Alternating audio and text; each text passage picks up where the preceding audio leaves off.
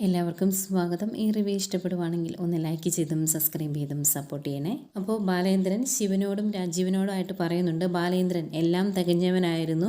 നിങ്ങളെക്കാൾ ഒരു പടി മുകളിലെത്തിയതിന് ശേഷമാണ് ഞാൻ പെണ്ണാലോചിച്ച് നിങ്ങളുടെ കുടുംബത്തിലേക്ക് വന്നത്. എന്നിട്ട് നിങ്ങൾ എന്നെ പറ്റിച്ചു എന്നുള്ള രീതിയിലൊക്കെ സംസാരിക്കുമ്പം രാജീവൻ പറയുന്നുണ്ട്, ശിവേട്ട ഇനി കൂടുതൽ സംസാരിക്കേണ്ട, ഇയാളോട് പറഞ്ഞിട്ട് കാര്യമില്ല, പൈസ ഞങ്ങൾ തന്നേക്കാം എന്ന് പറയുമ്പം തരണം, ഇന്ന് തന്നെ തരണം, അതുമാത്രം പോരാ, എന്നിട്ട് നിങ്ങൾ ഈ കാര്യങ്ങളെല്ലാം വൈജിയോട് പറയുകയും വേണം എന്ന് പറയും. അന്നേരം രാജുവും ചോദിക്കും അതെന്തിനാ എന്ന്. അന്നേരം ബാലേന്ദ്രൻ പറയുവാണ്, അതെ ഞാൻ എല്ലാ പൈസയും കണക്ക് പറഞ്ഞ് നിങ്ങളുടെ കയ്യിൽ നിന്ന് മേടിച്ചു എന്ന് അറിയുമ്പം അവൾ ആ കട്ടിലിൽ കിടന്നൊന്ന് പൊളയും. അവളുടെ മനസ്സിലെ അഹങ്കാരവും ദേഷ്യവും പകയൊക്കെ ഒന്നുകൂടി ഒന്ന് തിളയ്ക്കും. അതൊക്കെ എനിക്കൊന്ന് കാണണം, അതൊക്കെയല്ലേ എനിക്കിനി ഒരു രസമുള്ളൂ എന്നിങ്ങനെ പറയുവാണ്. അവർക്ക് വേറെ നിവൃത്തിയില്ല, കേട്ടുകൊണ്ട് നിൽക്കുമല്ലാണ്ട്. ഏതായാലും ഇങ്ങനെ വിഷമിച്ച് നിൽക്കുവാണ് ഇതെല്ലാം കേട്ട്. അപ്പോഴത്തേക്കും അങ്ങോട്ടേക്ക് ജ്യൂസൊക്കെ ആയിട്ട് അലീന വരും. നേരം കൊടുക്കുമ്പം ശിവൻ എടുക്കും. രാജീവൻ ഇത്തിരി ദേഷ്യം വന്നിരിക്കുവാണല്ലോ ബാലേന്ദ്രൻ്റെ സംസാരം കേട്ട്. അതുകൊണ്ട് എടുക്കാൻ മടിക്കുമ്പോൾ, അയ്യോ എടുക്കാതിരിക്കില്ലേ, എടുക്ക്, സ്വന്തം പെങ്ങളുടെ മകൾ ആദ്യമായിട്ട് കൊണ്ടുതരുന്നതല്ലേ, അന്നേരം കഴിക്കണമല്ലോ, കഴിക്കുക എന്ന് പറഞ്ഞെടുത്ത് കയ്യിലോട്ട് കൊടുക്കുവാണ്. അന്നേരം കൃഷ്ണമോള് ഫ്രൂട്ട്സ് കഴിക്കാമെന്ന് പറഞ്ഞ് വിളിക്കുന്നു. അന്നേരം ബാലേന്ദ്രൻ പറയുന്നുണ്ട്, പകയും ദേഷ്യമൊക്കെ അവിടെ നിൽക്കട്ടെ, ഭക്ഷണം കഴിക്കുന്നതിന് അതിൻ്റെ ആവശ്യമില്ലല്ലോ, അപ്പോൾ നമുക്ക് ഡൈനിങ് ടേബിളിലേക്ക് ഇരിക്കാം എന്ന് പറഞ്ഞ് അവർ ഡൈനിങ് ടേബിളിലേക്ക് ഇരുന്ന് അതെല്ലാം കഴിക്കാൻ തുടങ്ങുവാണ്. ഈ സമയം റൂമിൽ ബബിതയും രോഹിങ്ങളെ എങ്ങനെ അലീനെ ഒതുക്കാം എന്നതിനെക്കുറിച്ച് ചർച്ച നടത്തുവാണ്. അന്നേരം രോഹിത് പറയുന്നുണ്ട്, അലീനയോട് നമുക്ക് യാതൊരു സോഫ്റ്റ് കോർണറിൻ്റെ ആവശ്യമില്ല, അവളോട് നമ്മൾ മര്യാദയ്ക്ക് പെരുമാറേണ്ട കാര്യവും ഇല്ല എന്ന് പറയുമ്പം ബബിത പറയുന്നുണ്ട്, അവൾ ഇവിടുന്ന് എങ്ങനെയെങ്കിലും ഓടിക്കണം, ശരിക്കും അവൾക്ക് ഇവിടെ നിൽക്കാൻ മേലാത്തൊരവസ്ഥ ഉണ്ടാക്കണം, അത് ഞാൻ ചെയ്തോളാം എന്ന് ബബിത പറയുന്നു. അതുപോലെ രോഹിത് പറയുന്നുണ്ട്, ശരിക്കും എനിക്ക് അവളെ കാണുമ്പം നല്ല ദേഷ്യം വരും, അവൾ ഉണ്ടാക്കി തരുന്ന ഭക്ഷണത്തിന് അത് തുപ്പാൻ പോലും എനിക്ക് തോന്നും എന്നൊക്കെ ഇങ്ങനെ പറയുക.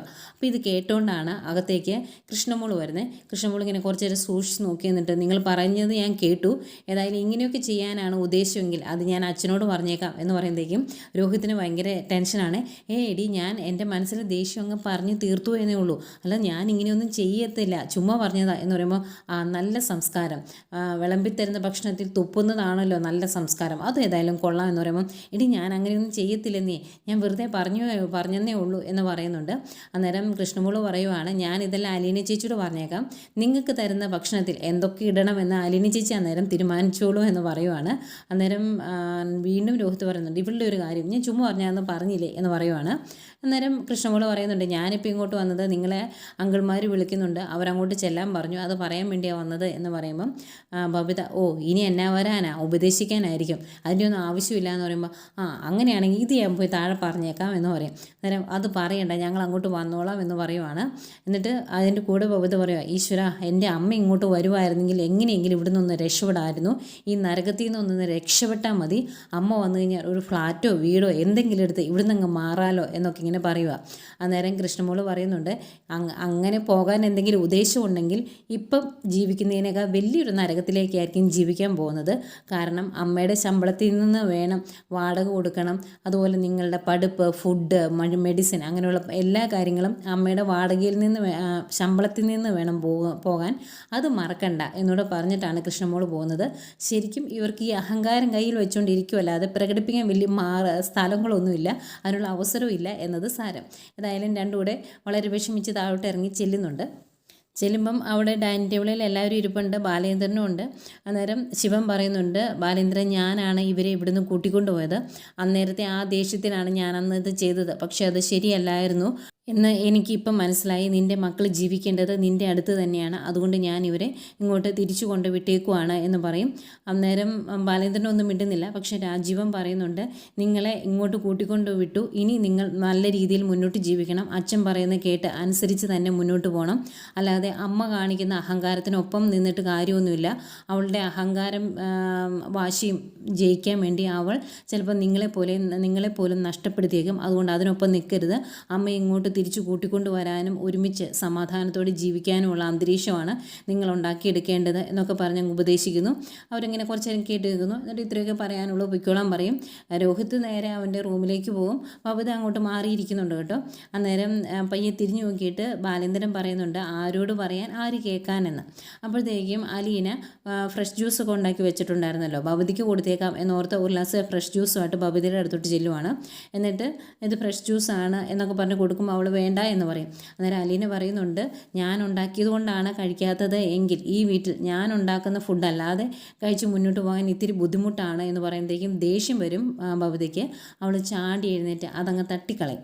അന്നേരത്തേക്കും ആ സൗണ്ട് കേട്ട് ബാലേന്ദ്രനൊക്കെ അവിടെ നിന്ന് എഴുന്നേൽക്കുന്നുണ്ട്. ബാലേന്ദ്രൻ ചോദിക്കും, എന്താ അലീന അവിടെ എന്ന് ചോദിക്കും. എന്നിട്ട് ബാലേന്ദ്രൻ അങ്ങോട്ട് ഇവരുടെ അടുത്തോട്ട് വരുവാണ്.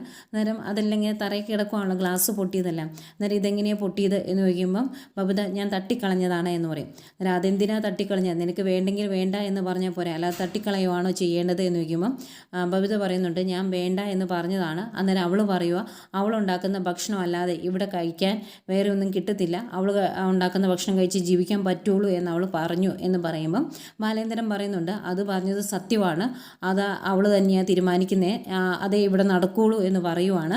അന്തേക്ക് മുഖം വീർപ്പിച്ച് ഭവതി അങ്ങ് പോകാൻ തുടങ്ങുക. അന്നേരം ബാലേന്ദ്രൻ പറയുന്നുണ്ട്, നീ അവിടെ നിന്ന് നീ അങ്ങനെ പോയാൽ ശരിയാകുകയല്ലോ എന്ന് പറയും. എന്നിട്ട് പറയുന്നുണ്ട്, കൈ കാണിച്ചതിന് ശരിക്കും കൈ വീശി നിൻ്റെ കാരണത്തോരണം തരുവാണ് ചെയ്യേണ്ടത്, ഇവരൊക്കെ ഇവിടെ നിൽക്കുന്നത് കൊണ്ട് ഞാനത് ചെയ്യുന്നില്ല എന്ന് പറയും. എന്നിട്ട് ആ തറയിൽ കിടക്കുന്ന എല്ലാം പെറുക്കി കളയാൻ പറയും. എന്നിട്ട് അവിടെ ക്ലീൻ ചെയ്യാൻ പറയുമ്പോൾ എന്നെക്കൊണ്ട് പറ്റത്തില്ല എന്ന് പറയും. അന്നേരം ബാലേന്ദ്രൻ, ആഹാ നിന്നെക്കൊണ്ട് പറ്റത്തില്ലേ, എങ്കിലത് പറ്റിക്കാൻ എനിക്കറിയാമല്ലോ എന്ന് പറഞ്ഞിട്ട് കൃഷ്ണമോളോട് ചൂലെടുത്തുകൊണ്ട് വരാൻ പറയുക. അന്നേരം രാജീവൻ പറയുന്നുണ്ട്, വെറുതെ മോളെ ഇങ്ങനെയുള്ള അഹങ്കാരമൊന്നും കാണിക്കാൻ നിൽക്കണ്ട, നിൻ്റെ ഈ അഹങ്കാരം കണ്ടുകൊണ്ട് നിൽക്കുന്നത് ഞങ്ങൾക്ക് പോലും തല്ല് തരാൻ തോന്നുന്നുണ്ട് എന്ന് പറയുവാണ്. അപ്പോൾ പിന്നെ വേറെ ആരും കൂടെ നിൽക്കാനില്ല എന്നറിയുന്ന ബബിത ഇടയ്ക്ക് അലീനെ നോക്കി പേടിപ്പിക്കുന്നൊക്കെ ഉണ്ട്. താഴെ ഇരുന്ന് ആ പൊട്ടിക്കാൻ വേണ്ടി താഴേക്ക് തട്ടിക്കളഞ്ഞ ട്രേ സഹിതം ഉണ്ടായിരുന്നല്ലോ, അപ്പോൾ ട്രേയിലേക്ക് എല്ലാം പെറുക്കിയിട്ട് അവിടെ വൃത്തിയാക്കുവാണ്. അത് നോക്കി നല്ല ദേഷ്യത്തോടെ നിൽപ്പുണ്ട് ബാലേന്ദ്രൻ. പിന്നീട് അലീനയാണ് കാണിക്കുന്നത്. അലീന അടുക്കളയിൽ എന്തൊക്കെയോ ജോലിയാണ്. അതിനിടയ്ക്ക് കഞ്ഞിവെള്ളം ആണെന്ന് തോന്നുന്നു എടുത്തുകൊണ്ട് ചെടിയുടെ ചൂട്ടിലേക്ക് കൊണ്ട് ഒഴിക്കാനൊക്കെ പോകുന്നുണ്ട്. അന്നേരമാണ് കറക്റ്റ് മനു വരുന്നത്. മനു ഭയങ്കര സന്തോഷത്തിലാട്ടോ. വണ്ടി കൊണ്ട് നിർത്തി വണ്ടിയുടെ ഡിക്കിയിൽ നിന്ന് മീൻ എടുത്തുകൊണ്ട് വന്ന് കയ്യിലോട്ട് കൊടുക്കുമ്പോൾ ഇതെന്നതാ എന്ന് ചോദിക്കും. അന്നേരം ഇത് മീനാ എന്ന് പറയുമ്പോൾ, അയ്യോ അത് മേടിക്കേണ്ട കാര്യമില്ലായിരുന്നു, ഞാൻ വെറുതെ തമാശയ്ക്ക് പറഞ്ഞതാ എന്ന് പറയുമ്പോൾ, തമാശയ്ക്കോ ഒരെണ്ണം വെച്ച് തന്നാലുണ്ടല്ലോ എന്ന് ചോദിക്കുന്നുണ്ട്. അന്നേരം ഇതെന്ത് മീനാ എന്ന് ചോദിക്കുമ്പോൾ, കടൽ മീൻ, കടലിലെ എല്ലാ മീനും ഒരുപോലെയല്ലേ, വാലും തലയും കളഞ്ഞ ഒരുപോലെയല്ലേ എന്ന് ചോദിക്കുമ്പം, അത് കൊള്ളാം എന്ന് പറഞ്ഞ് കളയാക്കുന്നുണ്ട് അലീന. എന്നിട്ട് ഇത് ക്ലീൻ ചെയ്താണ് കൊണ്ടുവന്നത് എന്ന് ചോദിക്കുമ്പോൾ, ക്ലീൻ ചെയ്തൊക്കെ കൊണ്ടുവന്നത്, അവർ കട്ട് ചെയ്യണമെന്നൊക്കെ ചോദിച്ചു, അതൊക്കെ ചെയ്തേക്കാൻ ഞാൻ പറഞ്ഞിട്ടുണ്ട് എന്ന് പറയുമ്പോൾ അലീന പറയുന്നുണ്ട്, എങ്കിൽ രക്ഷപ്പെട്ടു, അല്ലെങ്കിൽ ഞാൻ കഷ്ടപ്പെട്ടേനെ എന്ന് പറയുമ്പോൾ, എങ്കിൽ ഇത് കൊണ്ടുപോയി വറുത്തും പൊരിച്ചും കറി വെച്ചും ഒക്കെ ഡൈനിങ് ടേബിളിൽ എത്തിക്കുക എന്ന് പറയുവാണ്. അലീന അതുമായിട്ട് അങ്ങ് പോകുന്നു. ഒരുപാട് സന്തോഷത്തോടെ അലീന പോകുന്നത് ഇങ്ങനെ നോക്കി നിൽപ്പുണ്ട്. ആ കണ്ണുകളിൽ ഭയങ്കര ഇഷ്ടവും സ്നേഹവും ഒക്കെ നമുക്ക് കാണാം കേട്ടോ. ഏതായാലും മനു പറഞ്ഞ പോലെ തന്നെ ഇതെല്ലാം ഉണ്ടാക്കി ഡൈനിങ് ടേബിളിൽ എത്തിക്കുന്നുണ്ട് അലീന. എല്ലാവരോടും ഒരുമിച്ചിരുന്നാണ് ഭക്ഷണം കഴിക്കുന്നത്. എല്ലാവർക്കും വയറ് നിറച്ച് വിളമ്പി കൊടുക്കുന്നുണ്ട്, കൃഷ്ണമോളും അലീനയും കൂടി. അന്നേരം നിങ്ങൾ ഇരിക്കുന്നില്ലേ എന്ന് ചോദിക്കുമ്പോൾ, ഇന്ന് ഞങ്ങൾ വിളമ്പുകാരായിട്ട് നിന്നോളാം, അത് കഴിഞ്ഞ് ഞങ്ങൾ ഒരുമിച്ചിരുന്ന് ഭക്ഷണം കഴിച്ചോളാം എന്നും പറയുന്നുണ്ട് അലീന. ഏതായാലും ഭക്ഷണം കഴിച്ചുകൊണ്ടിരിക്കുമ്പം മനു പറയുന്നുണ്ട്, അലീന എല്ലാ കറികളും നല്ല സൂപ്പറാട്ടോ, നന്നായിട്ടുണ്ട് എന്ന്. അന്നേരം കൃഷ്ണമോള്, അതെ അത് അങ്ങോട്ട് മാത്രം പറഞ്ഞാൽ പോരാ, ഞാനും അടുക്കളയിൽ കിടന്ന് കഷ്ടപ്പെട്ടതാണ് എന്ന് പറയുമ്പോൾ, അയ്യോടി മുത്തേ ഞാൻ നിൻ്റെ കാര്യം ഓർത്തില്ല എന്ന് പറഞ്ഞ് ചിരിച്ച് തമാശയോടുകൂടി നമ്മുടെ കൃഷ്ണമോളോടും താങ്ക്സ് ഒക്കെ പറയുന്നുണ്ട്. അത് കഴിഞ്ഞ് എല്ലാവരും ഭക്ഷണം കഴിച്ച് കൈയൊക്കെ കഴുകി എഴുന്നേൽക്കുന്നു. അന്നേരം ഒരു ഇഷ്ടക്കേടോടുകൂടി ഇത്തിരി ദുർവാശിയോടുകൂടി രണ്ടെണ്ണം അവിടെ ഇരിപ്പുണ്ട്, രോഹിത്തും ബബിതയും. അവരുടെ മുഖം മാത്രം അങ്ങ് തെളിഞ്ഞിട്ടില്ല. എന്തായാലും ഭക്ഷണം കഴിച്ച് എഴുന്നേറ്റതിന് ശേഷം പോകാൻ തുടങ്ങുവാണ് രാജീവനും ശിവനും. അവർ പറയുന്നുണ്ട്, ഞങ്ങൾ എല്ലാ കാര്യങ്ങളും നിന്നോട് പറഞ്ഞു, നിനക്ക് മനസ്സിലാവുന്നുണ്ട് എങ്കിൽ ഞങ്ങൾ പറഞ്ഞ പോലെ കേക്ക് എന്ന് പറയുമ്പം ബാലേന്ദ്രൻ പറയുന്നുണ്ട്, ഇപ്പം എന്നോട് പറഞ്ഞ കാര്യങ്ങളൊക്കെ ഉണ്ടല്ലോ, അതെല്ലാം അങ്ങ് ഹോസ്പിറ്റലിൽ പോയി പെങ്ങളോടും പറ, ആരാണ് അനുസരിക്കേണ്ടത്, ആരാണ് താഴേണ്ടത്, എന്തിനു വേണ്ടിയാണ് എന്നൊക്കെ പറഞ്ഞ് മനസ്സിലാക്കാൻ ശ്രമിക്കുക, മനസ്സിലാവുകയാണെങ്കിൽ അതല്ലേ നല്ലത് എന്നിങ്ങനെ ചോദിക്കുന്നുണ്ട്. അന്നേരം ശിവൻ പിന്നെ എന്തൊക്കെയോ പറയാൻ തുടങ്ങുവാണ്. അന്നേരം മനു അങ്ങോട്ട് വരും. എന്നിട്ട് മനു പറയുന്നുണ്ട്, ആവശ്യമില്ലാതെ ഇനിയും സംസാരിച്ചത് കുളവാക്കേണ്ട കാര്യമില്ല, നമുക്ക് പറയാനുള്ള കാര്യങ്ങളെല്ലാം പറഞ്ഞതല്ലേ എന്നിങ്ങനെ ചോദിക്കും. അന്നേരം ശിവൻ പിന്നെ ഏതാണ്ട് പറയാൻ തുടങ്ങുമ്പം തടയാൻ തുടങ്ങുവാണ് മനു. അന്നേരം ബാലേന്ദ്രൻ പറയുന്നുണ്ട്, പറയട്ടെ മനു, പറയാനുള്ളതൊക്കെ പറഞ്ഞ് തീർത്തിട്ട് പോട്ടെ എന്ന് പറയുവാണ്. അതിനിടയ്ക്ക് ഇവരോട് പോകുന്നത് എന്നാണ് എന്നൊക്കെ ചോദിക്കുന്നുണ്ടായിരുന്നു. ശിവന് ടിക്കറ്റ് ശരിയായില്ല, അതുപോലെ രാജീവിന് ടിക്കറ്റ് ശരിയായതുകൊണ്ട് നാളെ തന്നെ പോകും ആശാൻ. ഏതായാലും ഒരു ഇറങ്ങുന്നതിന് മുമ്പ് ശിവൻ പറയുവാണ് ബാലേന്ദ്രനോട്, ശരിക്കും നിനക്ക് 4 മക്കളാണുള്ളത്, അതിൽ 3 പെൺമക്കളുണ്ട്, അതുങ്ങളെ ശരിക്കും ഒരു കരയ്ക്ക് എത്തിക്കണമെങ്കിൽ നല്ല ആരോഗ്യവും മനസ്സും പണവും എല്ലാം വേണം, അതൊക്കെ സ്വരുക്കൂട്ടി മുന്നോട്ട് പോകുന്നതിനിടയ്ക്ക് നീ വെറുതെ അവളോട് മലിഞ്ഞ് ചെല്ലണ്ട, നിൻ്റെ ഈ ആരോഗ്യവും മനസ്സും എല്ലാം ഒരു പെണ്ണിൻ്റെ ദുർവാശിക്ക് മുന്നിൽ കളയാനുള്ളതല്ല എന്നൊക്കെ പറഞ്ഞിട്ടാണ് ശിവൻ അങ്ങോട്ട് പോകുന്നത്. അത് കഴിയുമ്പോൾ രാജീവനും പറയുന്നുണ്ട് ശിവേട്ടൻ പറഞ്ഞത് എനിക്കും പറയാനുള്ളൂ എന്ന്. ആയിക്കോട്ടെ എന്ന് പറയും. അവരങ്ങ് പോയി കഴിയുമ്പോൾ മനു പറയുന്നുണ്ട് ബാലേന്ദ്രനോട്, അങ്കിൾ ഇതൊന്നും കാര്യമാക്കണ്ട, അങ്കിൾ പോയി ഒന്ന് റെസ്റ്റ് എടുക്കുക എന്ന്. അന്നേരം ബാലേന്ദ്രൻ മനുവിനോട് പറയുന്നുണ്ട് ഈ പറഞ്ഞതിൻ്റെ മറുപടി എനിക്ക് പറയാൻ അറിയാൻ മേലാഞ്ഞിട്ടല്ല, വേണ്ടെന്ന് വെച്ചതാണ് എന്ന്. എടുത്തു പറയുവാണ് 3 പെമ്മക്കളുണ്ട് ബാലേന്ദ്രൻ എന്ന്. പറയാനും കുറച്ചെങ്കിലും ഒരു ഉളുപ്പ് വേണ്ടേ. ഏതായാലും അവരങ്ങോട്ട് പോകുന്നു. ബാലേന്ദ്രൻ കിടക്കാനായിട്ട് കയറി പോകുന്നു. പോയി കഴിഞ്ഞ് പിന്നെ കാണിക്കുന്നത് അലീനയും കൃഷ്ണമോളോട് ഇരുന്ന് ഭക്ഷണം കഴിക്കുന്നതാണ്. അവരും ഭക്ഷണം കഴിച്ച് എഴുന്നേക്കും അങ്ങോട്ടേക്ക് മനു ചെല്ലും. എന്നിട്ട് കൃഷ്ണമോളോട് ഭക്ഷണം കഴിച്ചോ എങ്ങനെയുണ്ടെന്ന് ചോദിക്കുമ്പോൾ വയറ് പൊട്ടാറായി എന്ന് പറയുന്നുണ്ട് കൃഷ്ണമോൾ. അത് കഴിഞ്ഞ് കൃഷ്ണമോൾ അവിടെ ഇരിക്കുന്നു. കുറച്ച് കഴിയുമ്പോഴേക്കും അലീനയും വന്നിരിക്കുന്നു. അന്നേരം മനു അവരോട് ചോദിക്കുന്നുണ്ട് നമുക്കിതൊക്കെ ഒന്ന് സോൾവ് ആക്കി എടുക്കണ്ടേ. ഇതിപ്പം രോഹിത്തും ഭവതിയും കൂടെ തിരിച്ചു വന്നു, പക്ഷേ അവർ അടുക്കുന്ന ലക്ഷണവും ഇല്ല. നിങ്ങൾക്ക് നിങ്ങളുടെ പാട്, ഞങ്ങൾക്ക് ഞങ്ങളുടെ പാട് എന്നുള്ള രീതിയിലാണ് അവർ മുന്നോട്ട് പോകുന്നത്. അങ്ങനെ പോയാൽ ശരിയാകിയല്ലോ എന്ന് പറയും.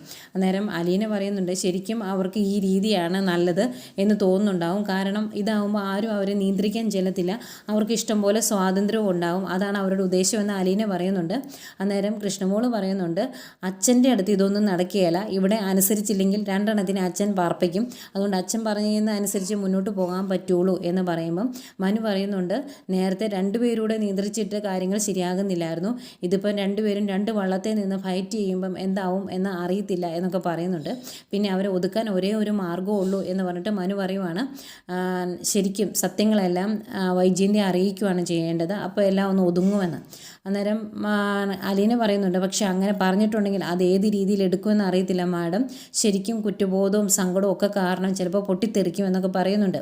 അതുപോലെ അതങ്ങനെ പറഞ്ഞു കഴിഞ്ഞു കഴിഞ്ഞാൽ ബാലേന്ദ്രൻ അത് ഇഷ്ടപ്പെടുമോ എന്നും അറിയത്തില്ലല്ലോ, അതും അവർ സംസാരിക്കുന്നുണ്ട്.